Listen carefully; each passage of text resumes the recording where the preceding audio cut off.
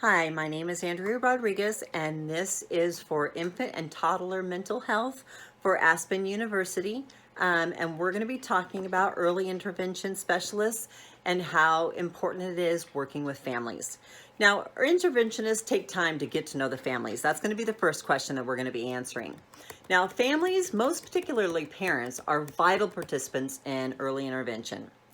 The early intervention specialist, which I'm going to abbreviate it to EIS, focuses on the goals of a family that has a disability, and they need to figure out how to best support the family. That is the number one goal, is helping these families get the support and the resources that they need. Now, they come and visit the child in their natural learning environment, and they try to use everyday experiences to connect with them. This helps the families that will be delivering and using those applications for the child. Now, when they come and view a child in their environment, it helps them understand the surroundings and the routines that they use. They can take a game plan from what they see and put something together that involves the families. Now, some of them will come to the home, to the classroom. They will even view at a park, just so they can really see what the child is, not just in one single setting. Each child is very different, and their needs are going to be very different as well. The EIS will get to know the families and their uniqueness and interests, and they'll help the children learn the strengths and areas of weaknesses. They need to get to know the families to do this. Now, different families have different cultures, and some have different sets of circumstances that could really use more attention. This could be dealing with different language barriers that, if that happens, they're going to have required additional assistance for what is going to be needed for this child. Families are actively included in planning and decision making. Now, families from the very beginning need to be a part of this process. When their child takes the assessment and assigned an early interventionist, this is where everything begins. They need to be listened to with an open heart and compassion for wanting to help the child. For some parents, they already knew that there might be something wrong and kind of prepared for themselves the results, but others are going to be shocked at the news and the outcomes of what the test might require. And all families are going to have feelings and emotions that are going to have to work with on a regular basis. And it's best to have open communication from the very first day. I had a family in our class that kind of knew that there was something a little different with their little girl, and they took the test, and she was autistic, and they were amazing, but the emotions that went with that were kind of all over the board. Some days they were grateful for what she was doing. Some days it was very frustrating. They couldn't even vacuum without her screaming and yelling. So having an early interventionist will be able to help even through those small things that are everyday living. Now, they're going to be set up with many resources and services. This can be very overwhelming sometimes, for anybody for that matter. Helping them make it as easy as possible, and families will need to help learning the knowledge and skills to help their child progress. That's what our goal is, to help them progress and succeed. They're going to need positive relationships to help them with their needs, and teachers, physicians, therapists, and so many other people are going to be involved, that we all need communication together, and the family is where it starts with their child. They're the ones that know the child the best. Now, services and supports are developed for the whole family. Each EIS will have rules and safeguards that the family must follow. They will need to understand all the assessment processes and may need assessments tailored to their child.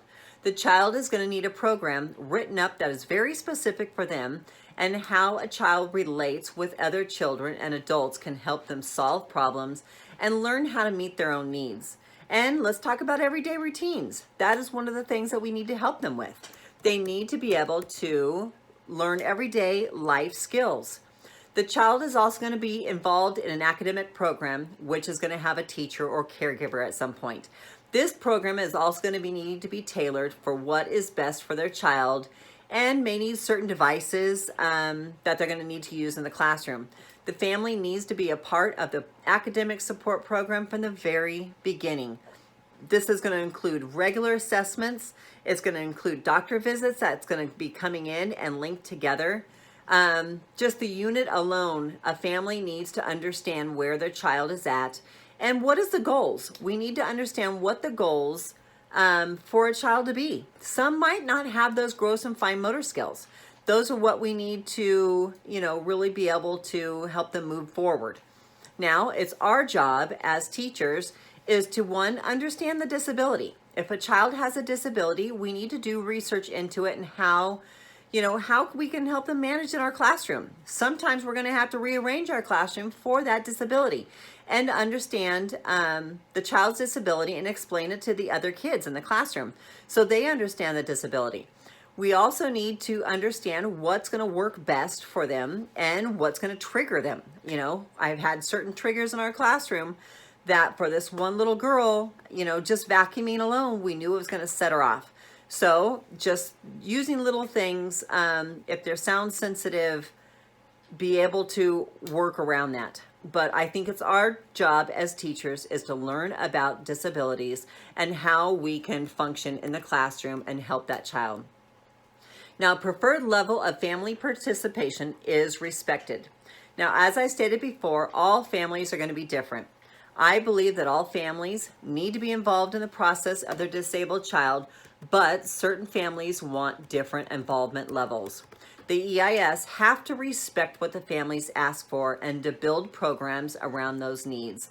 Obviously, we know the best results is everyone working together for the need of the disabled child, and the less family support, the lower expectations you're going to have. You can encourage them, you can give them input, but if they don't want to do certain things, we cannot force that upon them. We have to just kind of take up the slack. Sometimes teachers can, come around. If the parents refuse to do it, we can do that for the child if the parents are not willing to do it. But an early interventionist needs to tell the parents, listen, if you want the best for your child and you want to see them grow, this is what is going to be needed from everybody. And everybody needs to be encouraging. Encouraging. If you don't have that, the whole family unit is not going to survive. We need to be able to work together and really come alongside, because the whole goal is to help this child who has a disability and to be able to help them to their fullest potential. They need to be able to use life skills. That's the whole goal, is for them to be able to grow up and to be able to use those life skills that they've earned, And I think everybody working together is just the key, for families. And let's not give up the families. These families are going through a lot, Let's come alongside them. I always ask parents, do you need anything? Is there something that we can do, at our school? Sometimes it was just getting other parents involved with them. Setting them up, going, this little girl can play with your daughter. And then they set up play dates, and it's just great. But we need to be able to know and be able to keep an open communication with these parents for them to understand. So I want to thank you so much for listening to this video and being a part of it. Thank you.